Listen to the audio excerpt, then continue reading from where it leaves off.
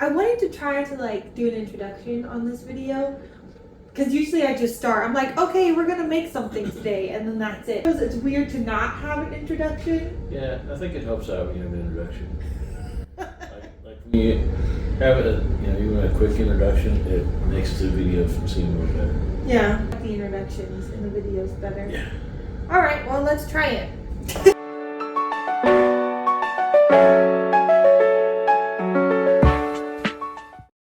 Hey guys, welcome back to Shelby's Crafting Corner. We have a special guest today.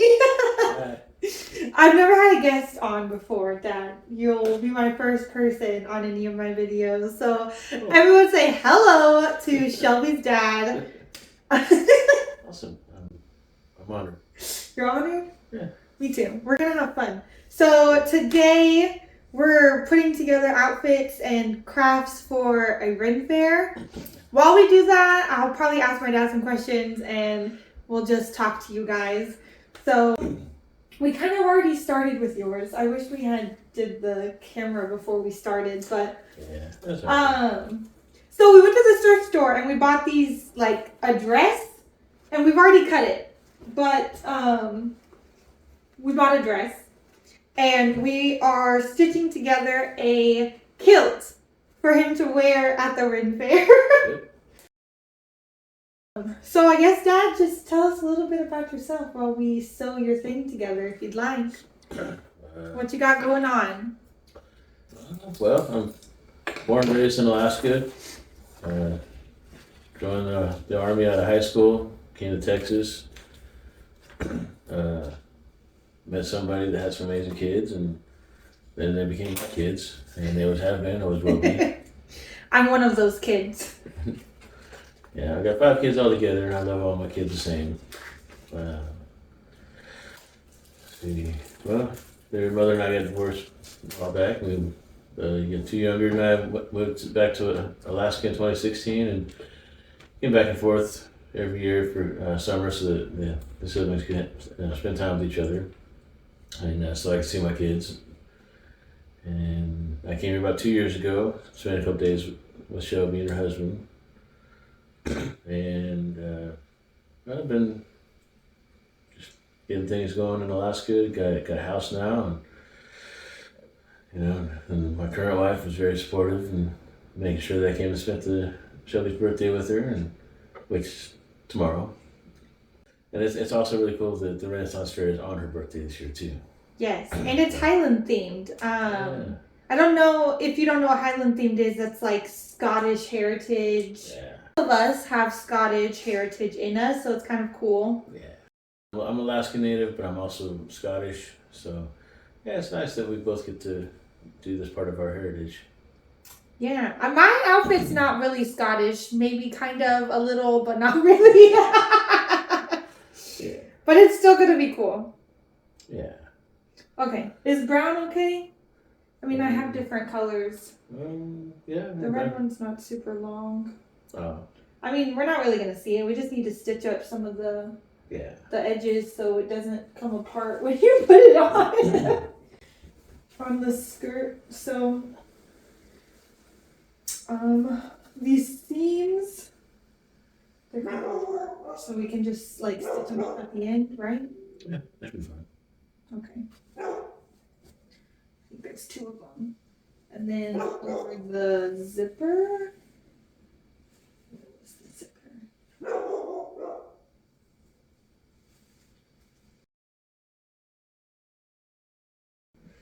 Oh, there it is. And then here, because I'm scared of it coming in. How to do stitches, or do you need me to stitch your thing? It's been a while, but I think I can do it. Okay.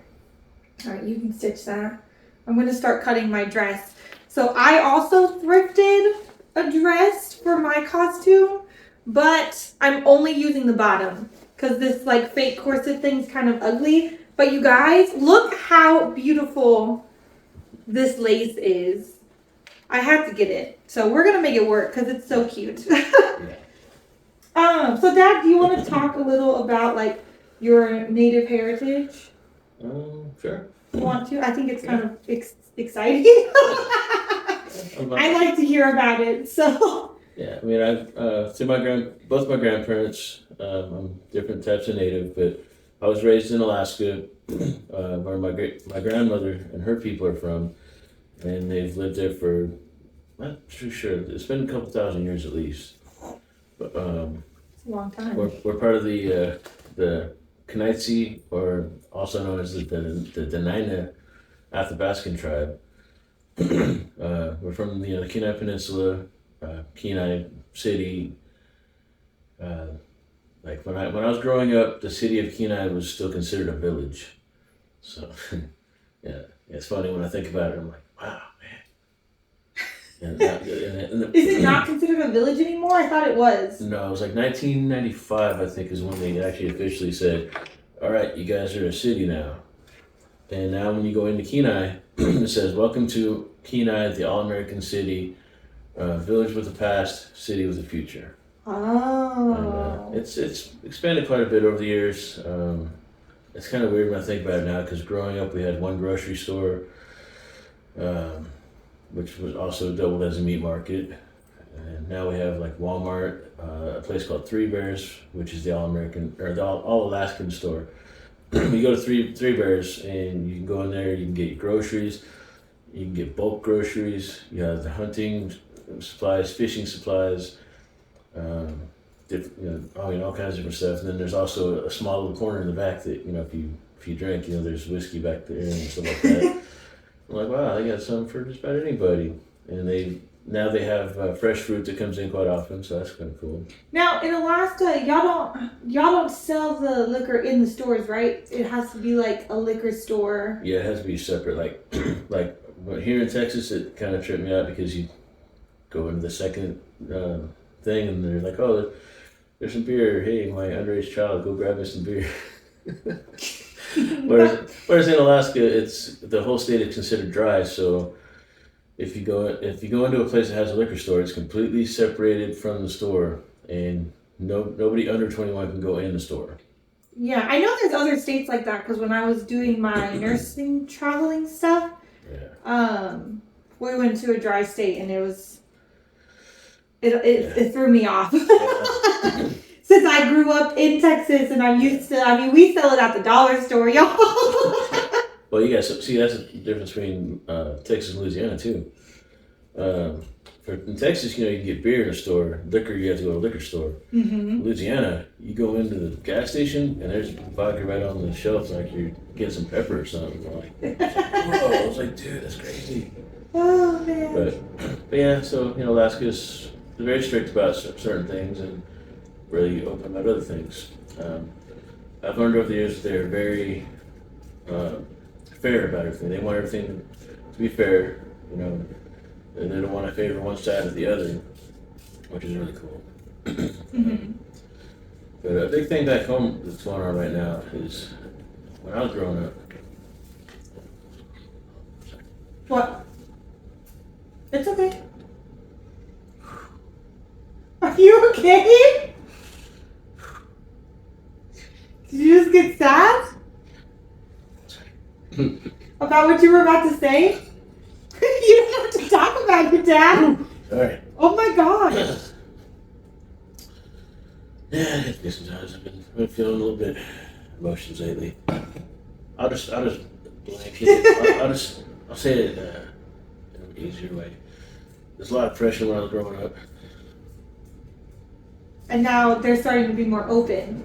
So my dad, he did kind of tell me, so maybe I'll try to get some words in. So he's a part of the Native tribe. That's a big part of Alaska culture. There's several different tribes. And there was a lot of oppression even when he was in grade school. He grew up learning like the language and all the traditions. But when he went to grade school, they forced him not to. Like he wasn't allowed to speak in his language. He wasn't allowed to even really talk about any of the traditions. And now they're starting to like be more opening, and they're like, I think you were saying that your tribe is becoming its own nation. Yeah, they're teaching the newer generations the language, the culture, and it's very open now. The language was almost completely like gone, Yeah. but they're starting to like teach it so that it doesn't completely die out, which is kind of cool. Yeah, I love it. It makes me happy, but at the same time, it's like, oh god, it brings back feelings from the past. And Yeah. sometimes I can talk about it. Sometimes it spikes up, and I've been feeling a little bit more lately. It just hits me. The more it becomes open, is it harder for you? What do you mean? Like, or more like, the more like people start learning about it, and the more like it's okay to just be yourself. Well, no. It's like the feelings have changed. Okay. It's like I'll be like, oh man, so you gotta get into the language. That's cool. And I'd be like, but now that it's almost like I don't feel sad. I feel like overwhelming joy, and I don't know how to process it. It's like there's a lot of that comes from the army also. Like push your feelings out. Mm-hmm. And so I was like, okay. And I've learned over time, dealing with PTSD and brain damage and all that stuff. And I've learned that the more you process it, the better. The more you talk about it, the more the feelings change from a negative to a positive. Mm-hmm. So, yes, it's still, it still hits me a bit. But yeah, my grandma's people, they lived there for a long time.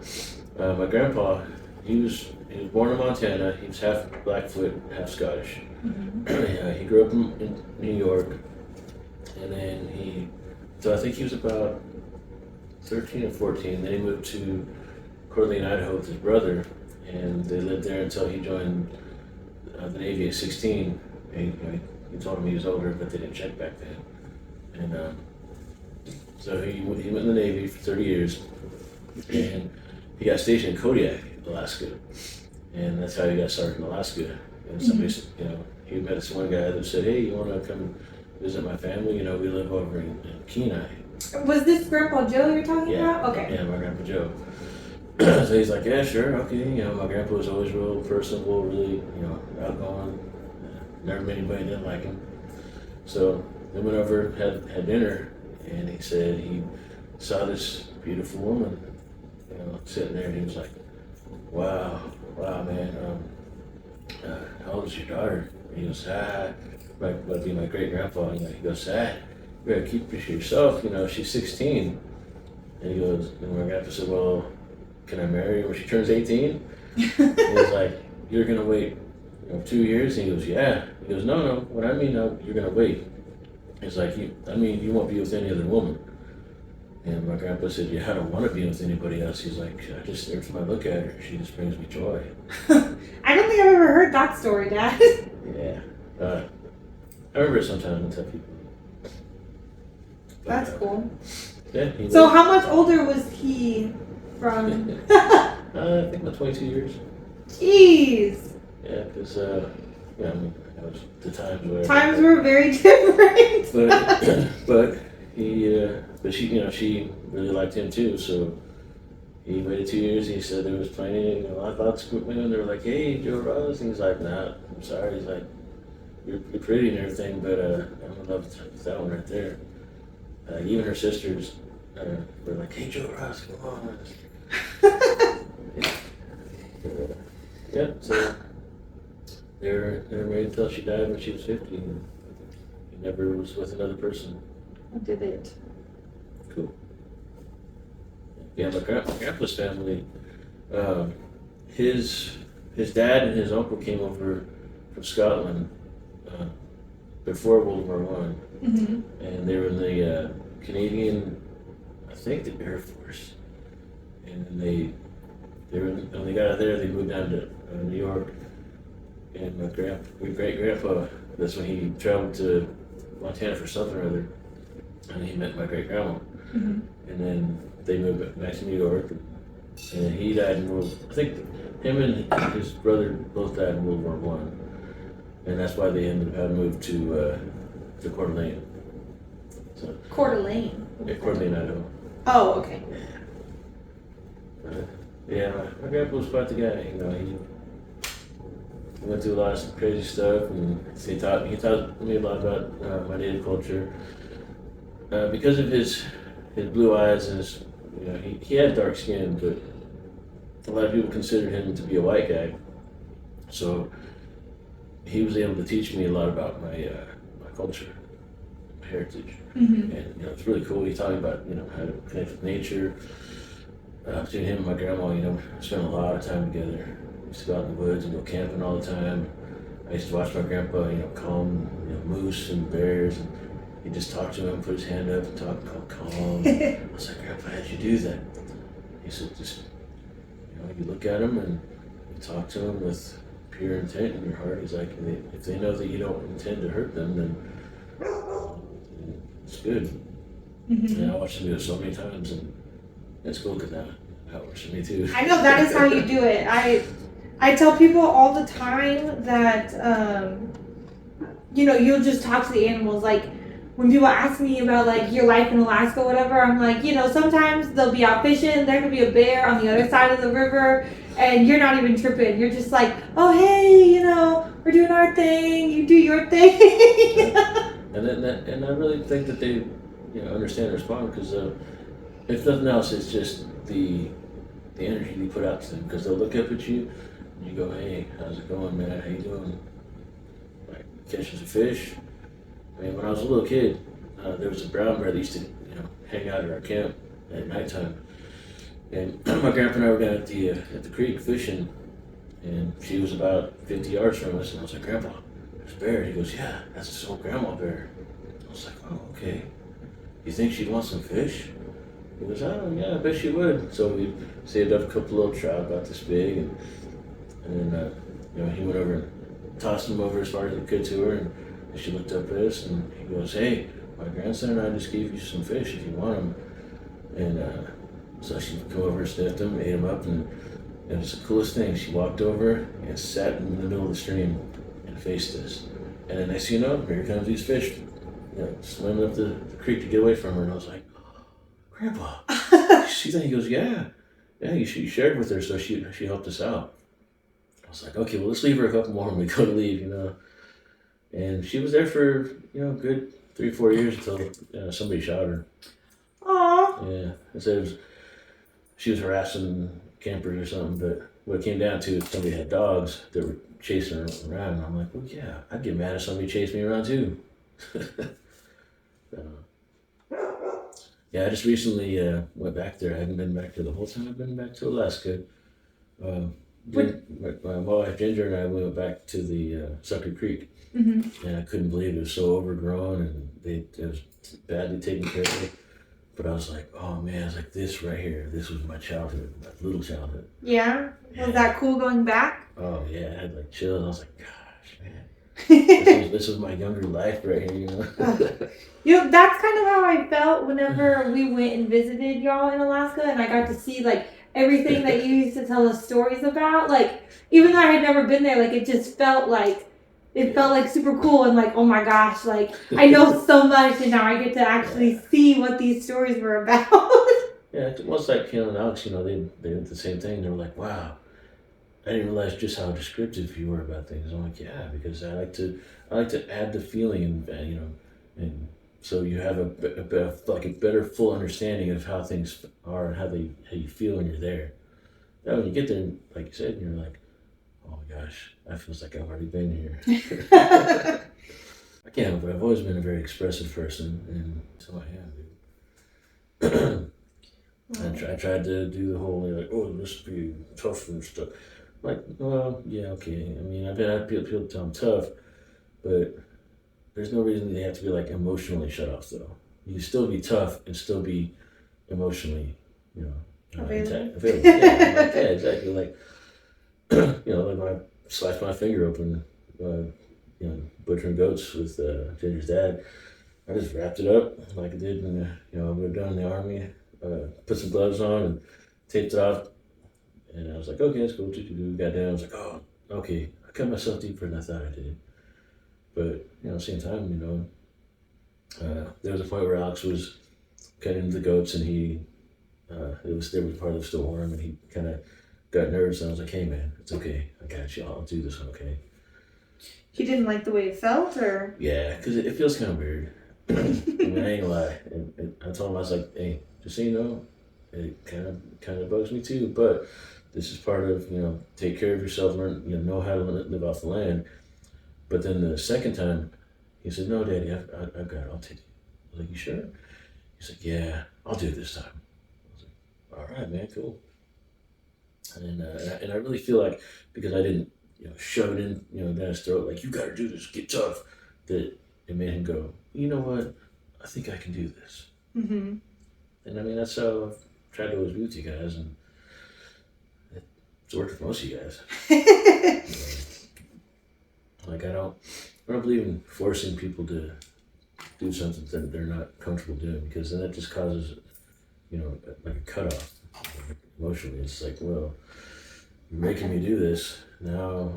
It makes a negative feeling. So I'm trying. Mm-hmm. I think I'm trying to say. Okay, so you're not very good at multitasking. So I stitched up. Yes, I used to be good, but took too many blows to the head, too many bombs going off, and my brain doesn't work like it used to. I'm nice to be able to have a conversation with you, have a conversation with Caitlin, and Mom would be asking me a question, and I'd be like, yes, well, tomorrow, no, but maybe next time, something like that. And I'm like, hold on, wait, what did you say? Yeah, I mean, war will do that to you. That's a random thing to say, but my dad is a veteran. Yes. He was deployed twice in the Iraqi war. Yeah. We don't have to get into it. That's a whole nother thing. Yeah. But I'm just so everybody knows, I'm not like oh, let's warmonger. No. I don't think anyone would have assumed that you're a violent person, Father. You'd be surprised how many people look at me and they go, "Oh, big hairy guy," Well, you do kind of look like a mountain man. Yeah. But I'm like, okay. Don't judge a book by its cover. How do you think I should do the zipper so that it doesn't come undone? Because I made the mistake and I cut yours when it was closed. Mine I cut while it was open, so I just zipped it back up and then I'm going to do a stitch over the zipper. But yours doesn't have the zipper, so... I didn't think about that. Interesting. I'm just going to wing it. Okay. When I was younger, I wanted to be a fashion designer and I had a sewing machine and I would make my own like Barbie clothes and stuff, right? Yep. But I kind of stopped and so I kind of know what I'm doing, but only partially. Yeah, because this is not what I do for a living. I used to save you scraps of clothes and stuff. Like when my shirts would go bad, I just give you a shirt to chop up however you needed. And, for my Barbie clothes? Yeah, and shirts, pants, whatever. I don't remember them being very pretty. They were nice. I liked them. They were different, which is there's nothing wrong with being different. And then because you would take 2 or 3 designs sometimes and stitch them into each other. And I was like, oh, that's pretty interesting. But honestly, I mean, and it's fashion, and fashion is supposed to be different. It's supposed to be expressive. Expressive, yeah. It's like, hey, if you like the way it looks, that's what matters. I was kind of different as a kid too, I guess. There's nothing wrong with that either. Yep, because what made you guys happy is what made me happy. Yeah. Ooh, ouch. Poked myself. Oh, careful. Okay. Oh, do you want to see if your thing will fit through that? Oh, sure. Your little, what is that called? I guess we a sash. A sash? That's one way to say it.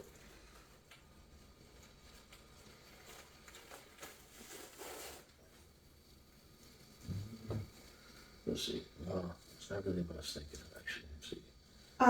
You'll have to loop it in a weird way. Yeah, because it's like. I'm trying to think. Well. Go ahead and just cut these things off, Dad. I'm not going to use it. Okay.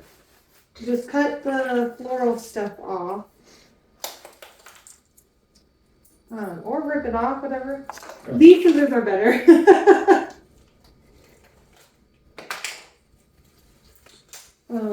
And then I think I can figure out how to make it go through. Ooh.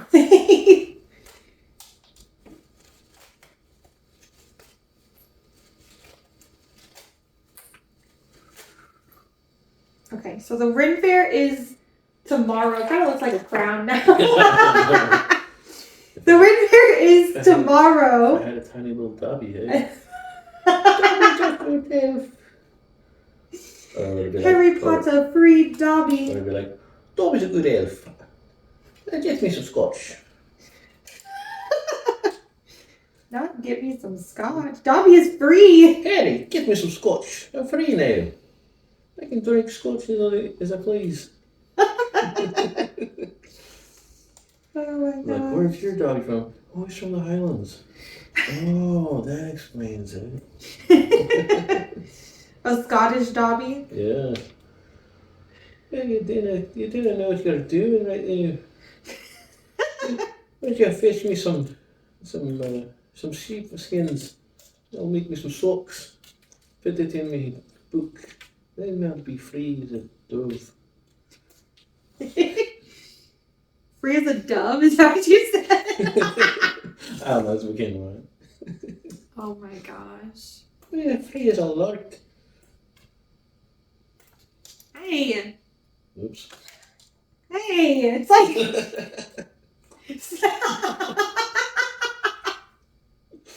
Okay. I'm gonna have to sweep again. You're throwing stuff at me. Okay. Oh, I did want to bring up, what did I just do? Oh, okay. Making sure I didn't drop the needle. What we discovered in the book that we found at the library. Oh, yeah, that was interesting. So we've just kind of been hanging out and going places, and yesterday we found ourselves at a public library, and they had a display for what is it? Native American History Month. Okay, Native American History Month, and they had two books, and they were like the Atlas of America's Natives or something, Yeah. and then another one was like the Encyclopedia of Native Tribes in America. No, that was in Indians. Oh, Indians. Okay, that one was the Encyclopedia of Indians. Yeah, it's like, never like that term. Encyclopedia of Indians, I guess.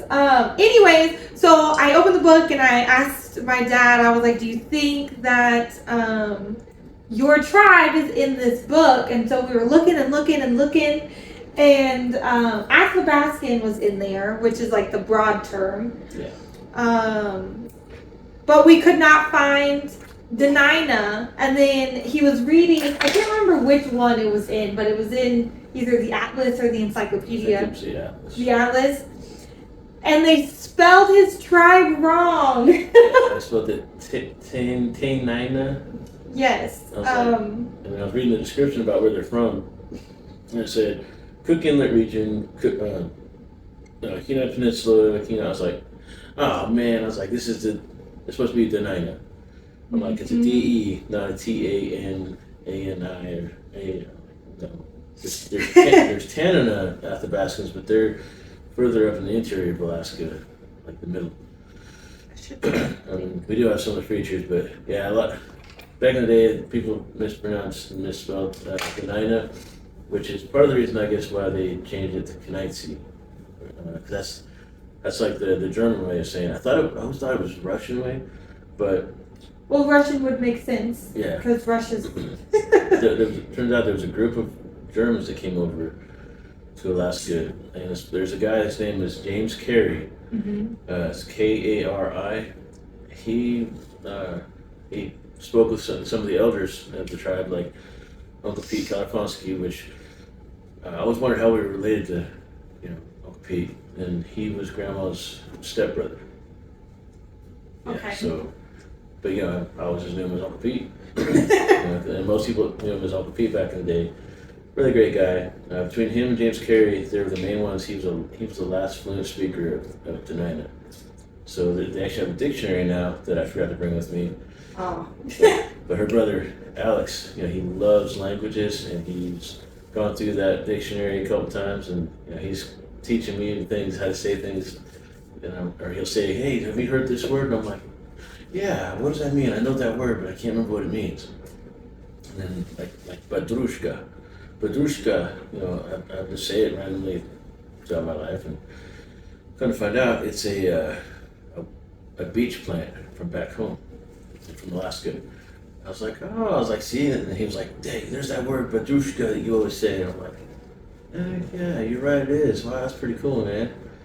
So it's nice to be to see things coming along so nicely. I mean, they have their own school now. They teach my nieces, my niece, my nephews, my cousins. Both her brother and her sister. They work at the daycare campus. Her sister is a teacher's aide, so she directly teaches his little babies and stuff, and then And part of the teaching is like the language and culture and stuff, right? yeah, and then every Friday, I thought it was just her sister because she's a teacher's aide, but it turns out it's all the employees that work for the Knights Indian tribe.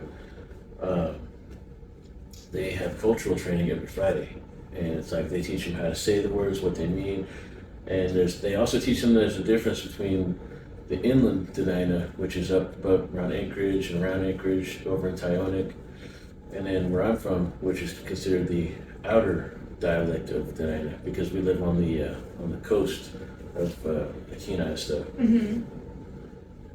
It's really interesting. It's really cool. Like they have their own judicial system. Like they just had this huge what you call it,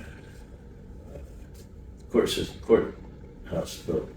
Oh, a courthouse. Yeah, and right now what's been going on is they've been slowly buying and building in what's called Old Town Kenai, which is really cool because that's where the tribe originally was at when the Russians came and took over, and the Russians wanted that area, so they took the tribe and moved them, further down Kenai. When they actually have a thing in there's a park area that talks about how the Russian missionaries came and they helped the people, relocate. And I'm like, they didn't want to relocate; they got relocated.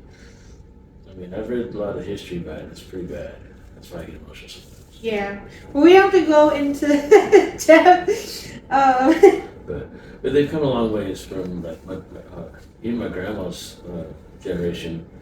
There was a lot of witch hunts, back when my grandma was little, and because my people practice nature or Wicca, and they were forcibly changed over to Russian Orthodox. So, like I grew up in the Russian Orthodox Church, and I was lucky enough that the father and the Marishka at the church were really decent people, and they were open to things. But they just told me, like, if you're going to talk about these kind of things, you can't talk about them around anybody else. I said, but we're okay talking to you. I'm like, oh, thank you, because I don't understand what I'm seeing or what I'm hearing. Something like that, or no? I was trying to situate it. Oh no, I pulled it through the wrong way. Dang it! I thought I had it. But yeah, it's really cool, man. Like my niece and my nephews, they're 8, 6, 4, and 2, and they love getting out in nature. Their mom loves getting out in nature. I'm like, yeah, my sister, and yeah, it's really fun. Last year there was I can't think what it was called, but like all the spruce trees were like germinating each other. Mm-hmm. So there was even little tiny trees like this big had the spruce tips in them. And what that is in the springtime they have new growth that comes out, and the pine needles are like a bright green. And these little babies know me so well. The little one, he was 2. He went over and found a little baby tree and picked like 4 of these spruce tips off him. It's like, Chris. I was like, hey, what's up, buddy? He goes, here. I was like, oh. He goes, eat. I was like, okay. I was like, oh man, that's pretty good. He's like, yeah, he's so happy. And then I go over another time, later on in the season, and Jocelyn, who's 6, she was 5 at the time, but I go over and she had gotten a Ziploc bag and put stickers all over it, and she insisted that she had to get spruce tips for Uncle Chris. So I get So you just eat them? Yeah, you can eat them. You can put them in salad. You can put them. You can boil them up. That's what I did the first year that we were there with Gail and Alex. They're really good. They've got a lot of nutrients in them. You can boil them up, make tea. You can dry them up and make tea, or you can dry them up, grind them up, put them in soup. Or I mean, I just toss them in there like that. I make the regular pine needles in the wintertime. Mm-hmm. Break them in half and do like rosemary, put them in soup. Oh. Does the spruce tips have like any like benefit? Oh yeah, there's a lot of stuff. It's what is it? Calciums. Can't remember how many. There's so many of them because they're what it is in the springtime. You know, they're getting all this stuff shoved into them to make them get bigger. So they've got a bunch of different minerals and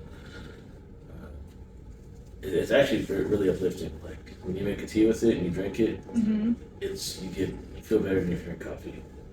Really? Because the first year the kids and I went out to Spirit Lake, the first spring, it was in 2017. We boiled some up in a little cup that we bought at Walmart for like $1.50, and we didn't realize how strong they were. It's been years since I made it, and we drank it, and I was like, "Oh, wow, that was strong." So we sat there and drank it all up, and then we were like, "Hey, let's go for a walk, man." Yeah, it's like, yes, I feel like doing something. So it was like energy? Yeah, great energy boost. It's a little potent. The shorter the needles are, the more citrusy you get. Oh, okay. And then as they get older and get bigger, then it's less citrus and it turns more to like floral flavors. That's cool. Yeah, that's really nice. I got something. I don't know what it is, but No, let's give it a shot. I know it's not coming off this time. We'll have to like, I don't know.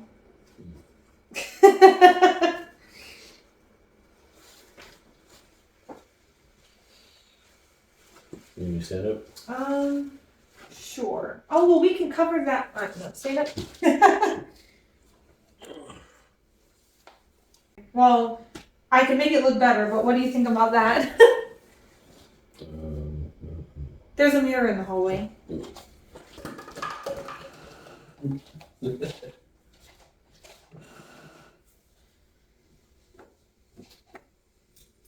I think I kind of like it better with the pelt that we had. Yeah. Yeah, our original idea was to put this animal. What is this animal? Antelope. Antelope. With antelope pelt like around on the shoulder. Yeah, because I think if we were to do this, we'd stick what I thought was a coyote head, but turned out to be a fox head. What were you gonna do with this?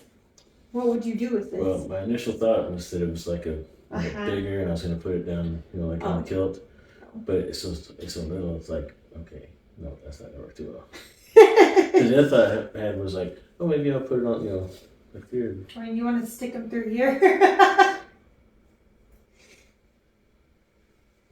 don't want to mess up his beautiful table.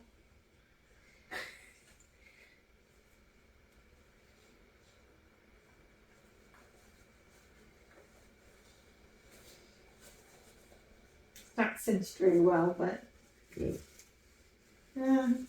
I don't really like that. Mm. I mean, it's your costume, but Yeah, well, like I said, I thought I was getting Something bigger. something about this big. yeah. And I Yeah. got this little hand puppet. I don't really like this either, and it's coming apart. Yeah. You twisted it. Whoops. So yeah, let's just sew this on Okay. somehow. Probably have to fold it up or around a little bit because of how wide it is. Mm-hmm. Because we don't want it to be too big over the on the side. Well, we can like that. Is that too big? Well, it should be okay. We'll see.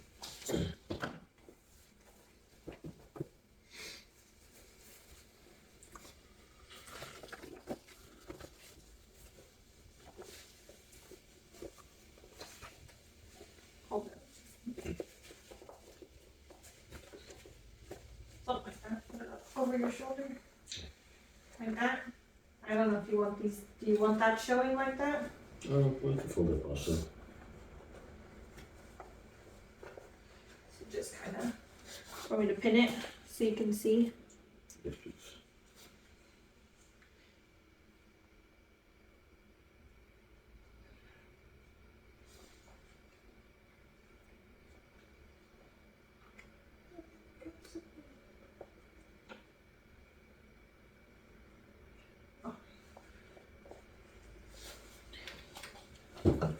Let me pin the back. Hold on.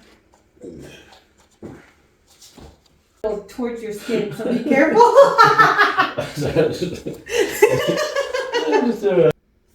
Okay, while he's looking at that and deciding, I am going to make a little headband, but I want it to be like fairy cottage core kind of. So I'm gonna put like some moss and maybe some flowers and this cute ribbon like that, and then maybe some moss coming off of it. Or I also have these, put those on there. That's cute. What do you think, Dad? I was thinking like this. See, I got kind of pinched in the back. Oh, okay. It goes almost up there, but that's fine. Okay. Yeah, mostly, from here. I see what you want. Okay, I think we can make that. I think we can figure that out. Yeah, do you want to go ahead and sew that on and then we can figure this part out? Oh, yeah, be fine. Okay. Do you think you can sew and have a conversation with me? I can try. You can No try. guarantees. Yeah. Some things I can do and talk, but like precision stuff, that's when my brain goes, hold on. If you want to do this, you gotta like concentrate. Like, all right, fine. Your mom realized I could sew. She's like, wait, you know how to sew? I'm like, yeah. I learned before I went in the army. Everything my grandma did, or anybody did, I wanted to be part of. I wanted to learn everything. Mm-hmm. She taught me how to Me crochet. too. A lot of it I forgot because I was so young. Mm-hmm. But, she used to crochet. She would knit, and I would sit there and watch her and do it with her, and then over time I just forgot it. I have this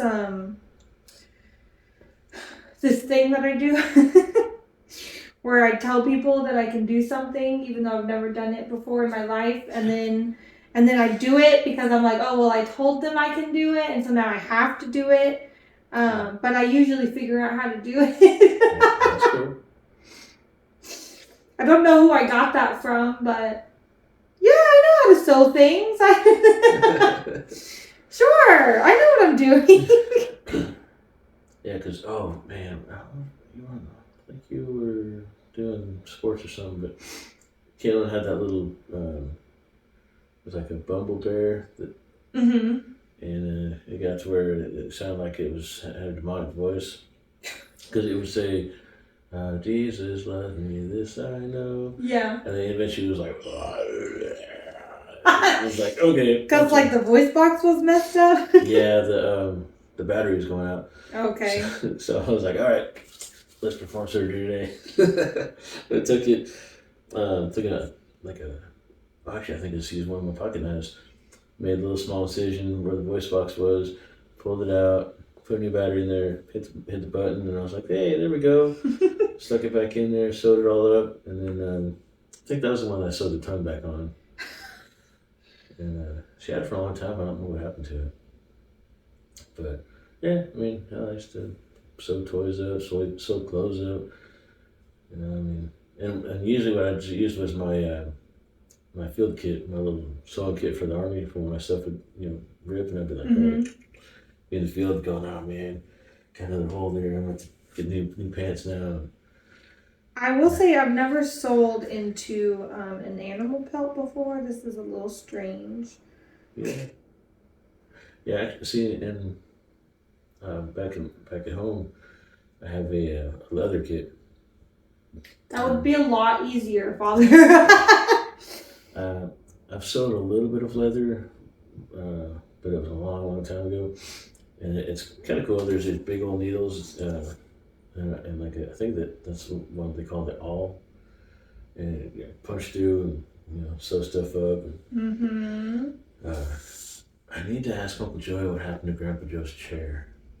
When Grandma and Grandpa got married, Grandma's father went out and killed a black bear for my grandpa, and he skinned it up, and he had made a chair out of wood, and he took the bear and spread it up on the chair, claws and everything. Like you sit down in the chair and you put your hands on the arm, and the claws were right there, and then down there by your feet, the claws were down there too. What? Yeah, that was one of his wedding gifts to them, because they had a lot of respect and honor, toward my grandpa. Cause my grandpa helped them. He helped helped everybody in the community. Well, that wasn't supposed to happen.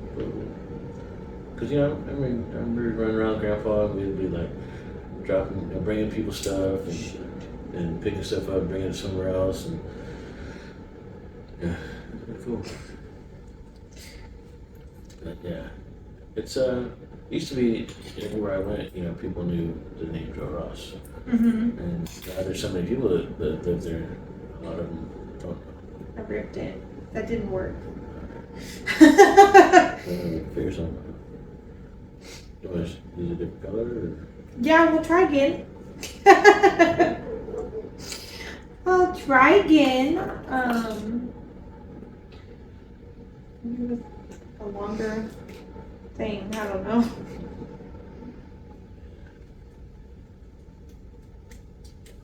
Just don't give up. No. You'll be good. Never give up. That's when you fail, when you give up.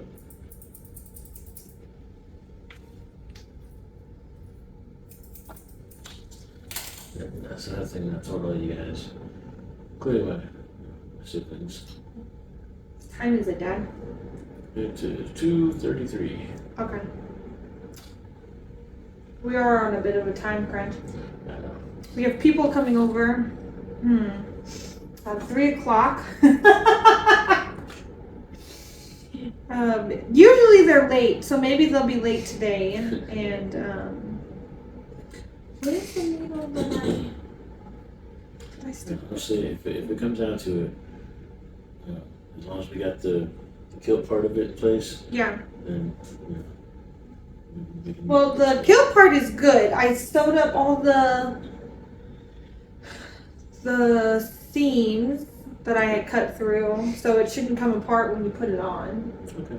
And but I want to get this on here because I like the animal pelt. Yeah. But it won't look like it'll bother you all day if it's not actually stitched up. Yeah. Now, I mean, we can do some finagling and just like pin it on with. Because I have a whole bag or box or whatever of safety pins. If I can't get it sewed on, we can just pin it on. If I ever thought about it, I bought these pelts off this lady. They're caribou. I just wore the caribous is out. You would have been hot. Yeah, well, yeah. That's the other thing I thought. You would have been hot. So, it's already snowing in Alaska. For those of you guys who don't know this. Oh yeah, my mom said it was -10 today. -10. See, that sounds amazing. I am very hot-blooded. The whole time I was here in Texas, I sweated like crazy. I got heat stroke a couple times. I got heat exhaustion too many times to count. And tomorrow, the place that we're going is supposed to be 83 degrees. That's why I was like, oh, you know what? The kilt definitely sounds like a great idea. And it's fitting. Yeah, and the fact that, it just kind of like all came together. I'm like, sweet. Right on, man. Yeah, so Renaissance fairs almost always have themed weekends. And this weekend just happens to be Highland themed. Last weekend was Barbarian. I think it was something Barbarian. Oh, wow. For something like that, I would definitely bring my skins. Oh, there we go. I got it through.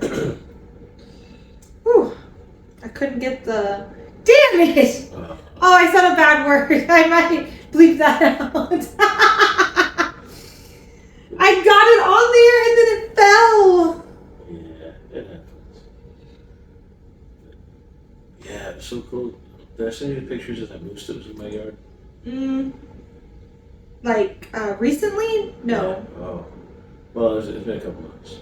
It was like a week, maybe not even. Well, you've told me about several times that moose have been in your yard. So. Yeah, it was like the first week that we moved into the new house, and I went to look out the window, like I was doing. I was like, "Hey, there's something down there," and this big old bull moose stood up, and I was like, "Oh, whoa!"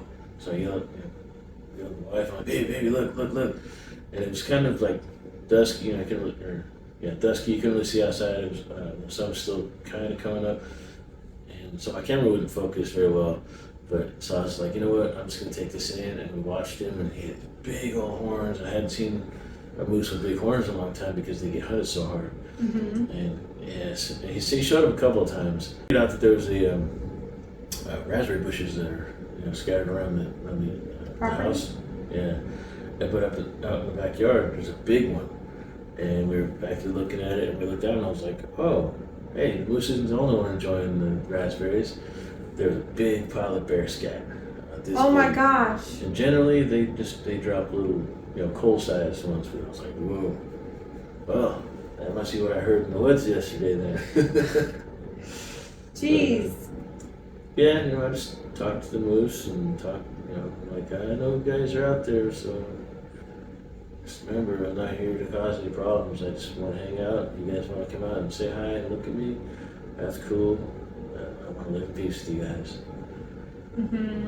Well, of course, I love to eat moose, but When is moose season? It's like it changed over the years, but it's basically the month of September. Okay. Like when I was a kid, I think it was in October because they had it set up in October because they go through their rut. What is a rut? Mating season. Okay. That way, you give the bulls a chance to, procreate, and the young bulls, they get a chance to procreate. And then somebody changed it to August, and then they're, for years, they're like, oh, I wonder why the population of the moose is going down. Because you're not giving them a chance to get busy, man. I'm like, give them some chance. And then you can shoot a moose when it has teeny tiny little horns, and he probably hadn't even, had a chance to, get his stuff going yet. Really? Like you can shoot them when they're that small? Yeah, it's so horrible. There's not like a limit or a... Well, see, here's the thing. Yeah, it's because of how his horns are. If there's spikes on both sides, you can shoot them. Spike and fork. Anything with a fork on one side and even a paddle on the other side, you can shoot them. You can shoot them. If there's paddles on both sides, they have to be at least 6 foot across. That's interesting. Yeah, but in the meantime, when that little guy gets his little stubbies coming out, he's like, oh man, I saw that girl the other day and I really want to go say hi to her. And then he's getting a shot. And it's like, no, man, that's so wrong. They didn't give him a chance to, live life first. I've had a couple chances to shoot those moose, and I'm like, hey, go hide in the woods. Don't show yourself. Keep your ears, go over your horns, because there's not even horns yet. That's crazy that you can shoot them when they're that small, though. No, it should definitely not be. Wouldn't that, make the population? Yeah, like that shouldn't be allowed at all, man. They should make the same laws. They should have to at least have forks. Yeah. Because by then they're like 2 or 3 years old. The thing is, if you shoot a moose illegally, you get put away for a long time and you lose your license for the rest of your life. Except your hunting license? Yeah, except these guys recently, they got caught. They were hunting on the Denali National Park.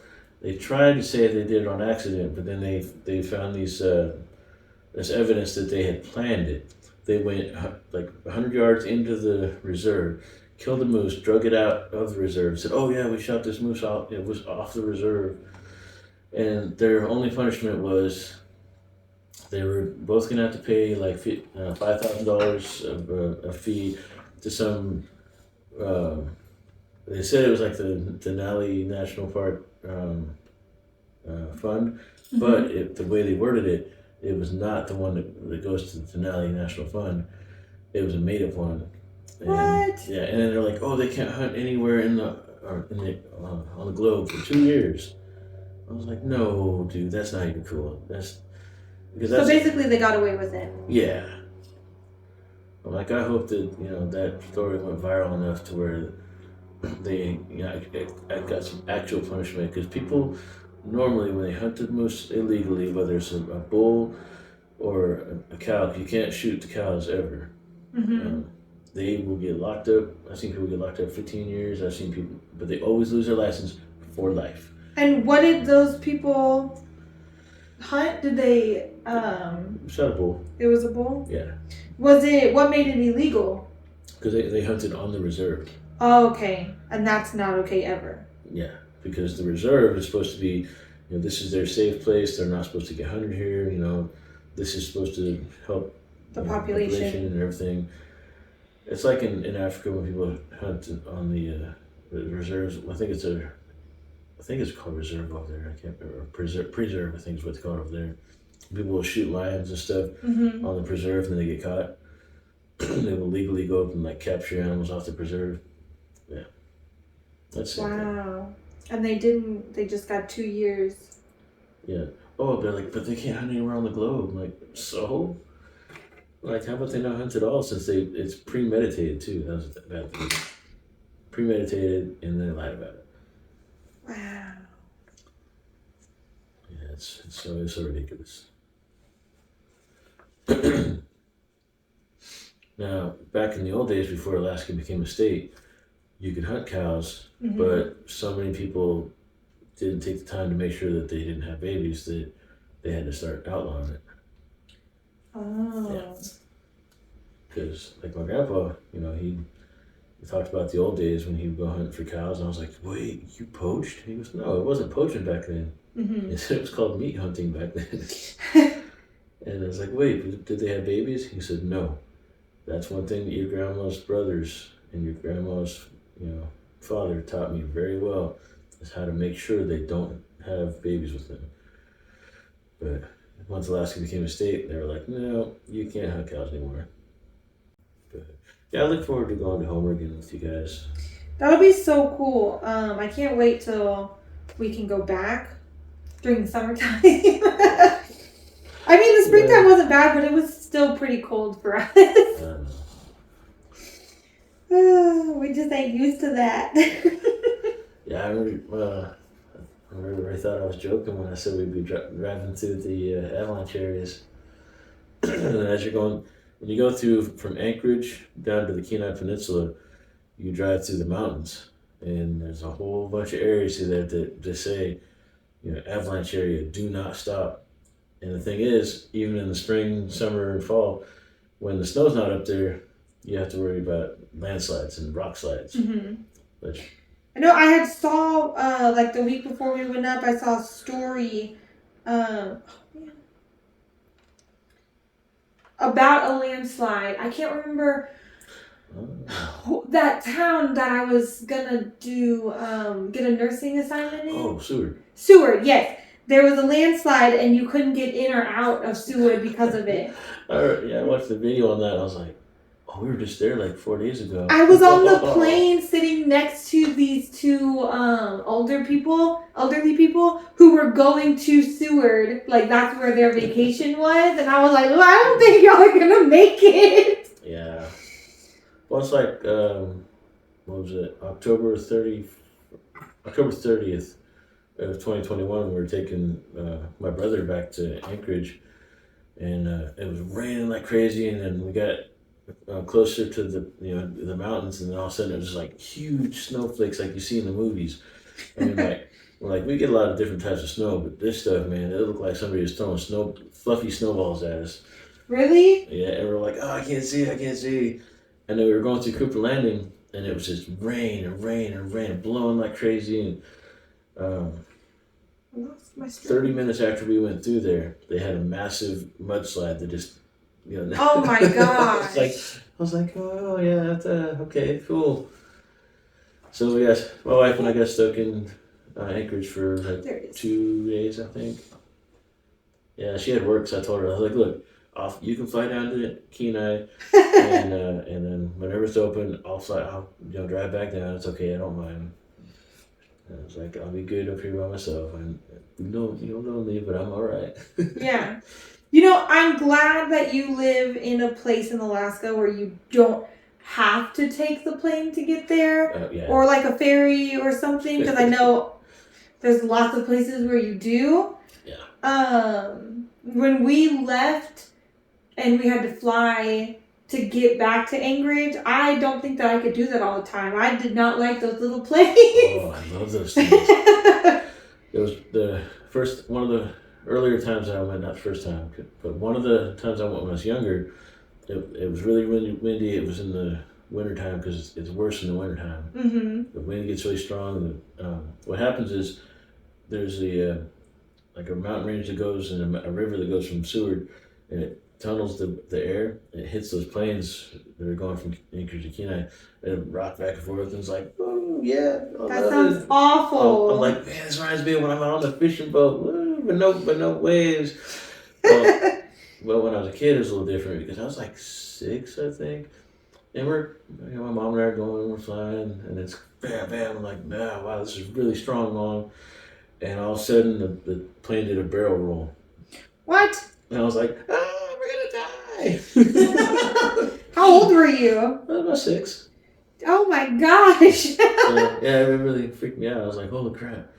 But, it's like, after going on the fishing boat, I used to fish with my grandpa and my Uncle Joey for a few years. What would y'all fish? Salmon. Yeah, the Cook Inlet. And see, the difference between like where they on Deadliest Catch, where they have those giant, huge swells that come and go, or mm-hmm. on the Cook Inlet, it's like more like frequency, like. They're more often, or yeah. Like if you look at Deadliest Catch, they have the huge waves. It's like like amplitude, and then Cook Inlet, it's like this, like a bunch of waves. Or not, you do get big waves, but they come so fast, so hard. You're getting thrown around, stuff flying everywhere. And the first time I went out, it was extremely rough, and I guess it was good because after that, nothing else really seemed bad. Really? And I grew to love it. I'll be like, oh man, you're sitting up on the flying bridge up on top of the boat, and there'd be rough seas, dark as heck because there was no, really super cloudy and windy, mm-hmm. and I'd be holding on, whoosh, water splashing all over, and Uncle Joey would be like, I'm going down in the cabin, man. You coming with me? And I'm like, y'all also would fish in boats that are a lot smaller than those on Deadliest Catch, right? Yeah, because ours was Uncle Joe's is a 42 foot or 32 foot. I think it's a 32 foot. Yeah, the first boat I went out on with my grandpa, that was a really small boat and probably didn't really need to be out on the inlet. Really? It was a 25 foot, I think. It's called the Yankee Lady, and it was an old wooden boat. Whew, yeah, Grandpa, man, he used to fill that thing up, and especially if it was a fair day and it wasn't really. I was like, oh man, he would just get it piled up, and he'd be going like two miles an hour, 2 knots into the thing, going, well, it's a good thing it's not windy. And I'm like, yeah, Grandpa. Oh my gosh. But he made it really good. I mean, he took the chance, and it always paid off for him. He knew when to take a chance, when not to take a chance. Mm-hmm. Uncle Joey, he's always done pretty well. I mean, the last probably 10 years hasn't been as good, but it really got bad after Exxon Valdez that spill happened because it just killed so many salmon, so much wildlife. It did. Yeah, and now you got people that come to Alaska every year to go fish for the king salmon and just go fish all this hell. That I got 60 fish the other day, and I'm like, there's 2 of you. Are you guys gonna eat all that? Well, I don't know, maybe. I'm like, why did you catch them if you're not gonna eat them? Yeah. Like, I'll go with the travel net and get like 40 fish, and I'll try to make that last all throughout the winter until the spring, until I can start going fishing for like trout again. Yeah, I mean, I've never understood people who go. I mean, the first time you take me salmon fishing, I'm sure I will also be super excited. But y'all always taught us growing up, like you eat what you kill, and you only kill enough that you are going to use. Yep, exactly. So like 2 people and 60 salmon. Are there not regulations on how much that you can fish on the salmon, or? Well, what happens is they, you know, they get other people to get in on the thing with them, and even if those people don't eat fish, it doesn't matter because they say, oh well, there's 5 of us here, and you know, we get 6 fish apiece, and they go, oh yeah, here you keep all the fish because we don't eat it. I'm like, dude, okay, if you get to where you realize you're not gonna be able to finish that salmon, let me know. I'm like, even if I don't take it, I know somebody that will need salmon. Yeah. I mean, there's been times where The locals. there's been times where, you know, I caught, you know, like 60 fish, and we usually fillet them up, and there's been family members or just other people that random that, you know, like, oh man, you know, I'm really low on salmon. I haven't had any food. I'm like, hold on a second, come here. Here, take like 6 fish. You know, don't worry about it. I got you. What about you? Oh, I never took that out. That was nice. That wouldn't have been very pleasant. But you know, and what it is I grew up in a community that we took care of each other, and it's kind of hard, but I try to keep that idea going still. Like I made, you know, daishi soup, which is smoked backbone and smoked fish head. Okay, so I stitched it in to itself, so it's not actually attached to the band. Do you want it attached to the band, or do you want the freedom to be able to adjust the band? It's up to you, because I can stitch it on each side. Yeah, let's go and do that, because what I'll do is I'll adjust this to where I like it, and then I'll either tie it or have you cut it off or something. Okay. But yeah, we had a potluck, which when I was growing up, the potluck meant everybody takes some food with them, and everybody, you know, shares their food. And when we got there, it turned out it was what's that called? Catered. It was catered, and the only native food they had was moose stew and some salmon. I was like, oh, well, Yeah, catered and potluck are 2 completely different things. Yeah. Potluck, everyone brings a dish and. Yeah, they said, oh, this one's a potlatch. I was like, What is a potlatch? What is that? apparently that's when you get it catered. No, that's. Y'all come, we're getting it catered. Yeah. There will be food. Dude, I made this big old stock pot of daishi soup, and I smoked a bunch of backbones, smoked these heads. What is dashi soup? Is that salmon? Daishi. Daishi? Yeah. Daishi. Daishi? There you go. Yeah. Daishi. Daishi. Is that how you say salmon in? No. Oh, okay, so what is that? It is, but it means the word itself, daishi soup. And when you hear somebody that's older hears that, they know that means you have some smoked fish head and smoked salmon backbones. Okay. Because sometimes when you're filleting them, you can choose to, or you accidentally leave a bunch of meat on the backbone. Mm-hmm. So you smoke it. You can choose to accidentally leave it on the backbone. Well, no. Yeah, what I meant was you can choose to or accidentally. Okay. Yeah. But so I was having difficulty, you know, filleting this last year because my hand is still messed up, and got some bad chunks out of it. And I was like, okay, you know what? This backbone is going to be daishi soup, because you can do it 2 different ways. You can either smoke it, which makes it daishi soup, or you just make it into soup, which is fish soup. Well, I smoked mine really, quite a bit, and smoked really good, and boiled them up, and I took a salmon fillet, chopped that up, tossed it in there, and made rice to go along with it, and put all these nice seasonings, and because one of the things was pine noodles. I like to use pine noodles for local food because it just adds to it, and there's a lot of good stuff in pine noodles too. Yeah. But I get there, and then they're looking at me going, "Wait, what are you doing?" I'm like, "What do you mean? I thought this was a potluck. They told me to bring in native food." And he's like, "Well, I don't know what to do with it." I'm like, "Well, neither do I. It's still hot, man." I'm like, it's a cultural food. A lot of people don't really think about it much anymore. But so they ended up taking an extra cart and putting it out there, and well, we'll see how things go. And I was like, "Okay, that's fine, dude. We'll see how things go." Yeah, and but it made me so happy because this elder lady, she walked up and she she was doing something, and she turned her head, and she got this look on her face, and she walked over, and she was, oh, I was like, oh, that just made it one spot right there, man. She, you know, She took her back, huh? yeah, she was scooping, filling her plate up. She got another bowl, put some more in there, and she's smiling. I was like, oh, that's what it's all about, man. Like, that's so cool. Yeah. And then grandbaby's cousin, what I was telling a couple people about it, because she's old enough to remember what it is. And so then they're all like, wait, what? What's up there? And I was like, oh, gosh. I started, I felt dumb for bringing it, but then once they realized that it was there, they were like, oh. They like, I mean, they shouldn't have said potluck if they didn't mean potluck. Yeah, come to this meeting and this cater. That's what you should say. 100%. Yeah, I was like, man, I'm gonna make some cultural food from my childhood. Yeah, that's super cool though.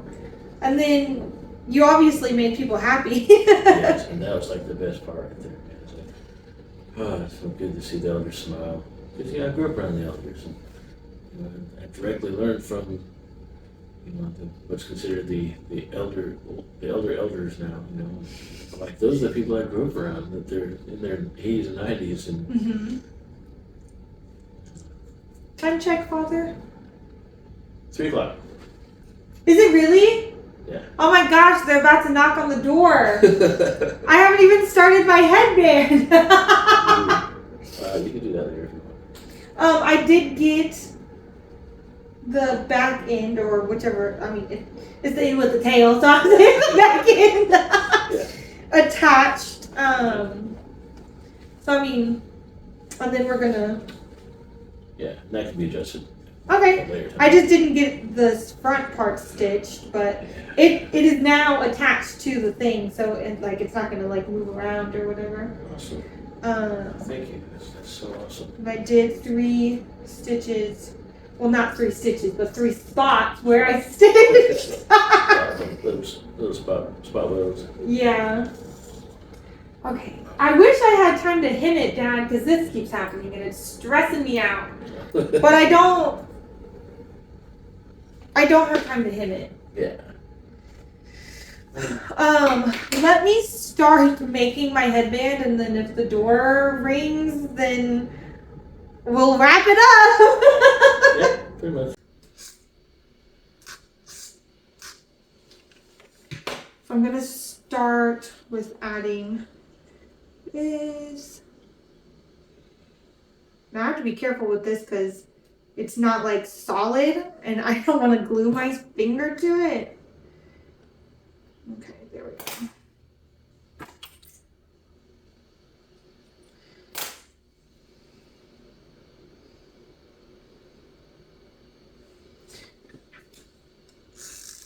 I'm trying to make this fast, but I still want it to be cute, obviously.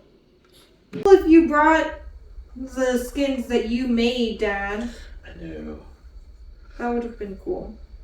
Yeah, I thought about bringing a skull, but I was like, yeah, I don't think they let me bring a skull through the airport. They're like, I don't think so. You're like, what is this? Because actually, one of the horns came off of one of the heads. Oh my gosh. Because Alex and I were looking, and we're like, dude, what is this? Does it have a third horn? Did it grow a third horn in the soap tank? And then we realized, oh, wait, look.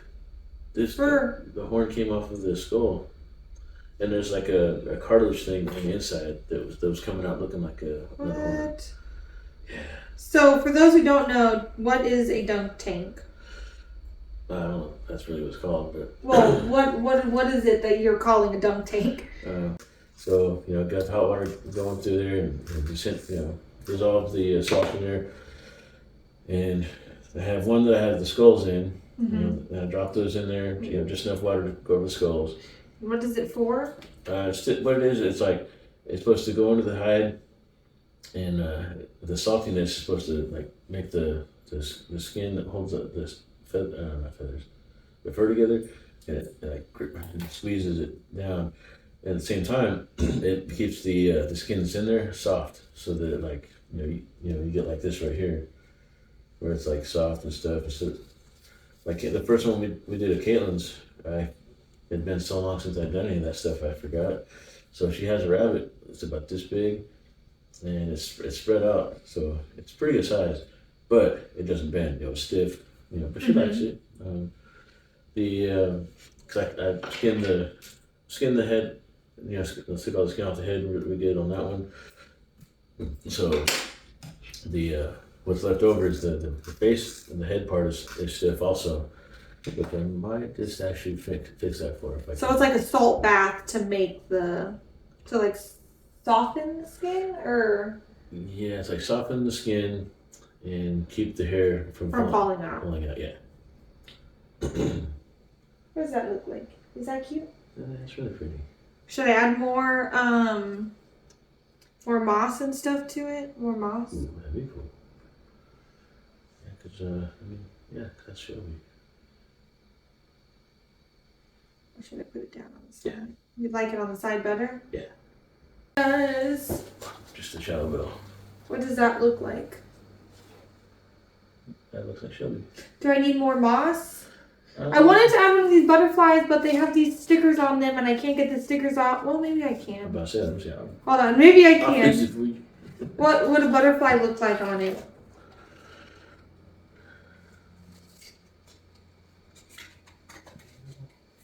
Too much? No, you know what? Now think about it.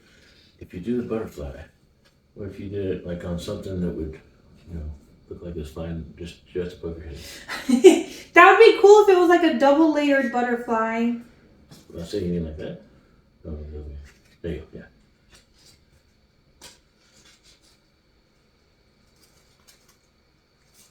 Yeah, let's glue these together.